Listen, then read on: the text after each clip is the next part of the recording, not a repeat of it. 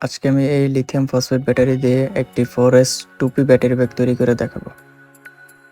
তার জন্য আমি প্রথমেই ব্যাটারিগুলোকে ব্যাটারি হোল্ডারের মধ্যে বসিয়ে নিচ্ছি।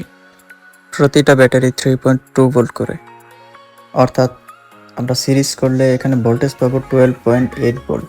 প্রতিটা সেল 6000 mAh করে, অর্থাৎ আমরা যেহেতু 4S 2P ব্যাটারি ব্যাগ তৈরি করছি সেক্ষেত্রে আমরা অ্যাম্পিয়ার হিসেবে পাবো 12 অ্যাম্পিয়ার।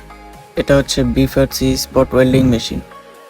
এই মেশিনটি দিয়ে আমি ব্যাটারিগুলোকে স্পট ওয়েল্ডিং করব। স্পট ওয়েল্ডিংয়ের জন্য আমি 0.8 মিলিমিটারের নিকেল স্ট্রিপ ব্যবহার করছি। এবার ব্যাটারিগুলোকে প্যারালালে সংযুক্ত করে নিব।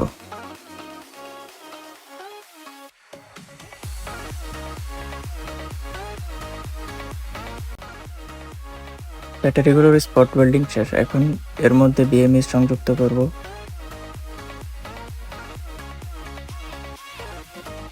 দেখুন, ব্যাটারিটি কমপ্লিট করে ফেলেছি।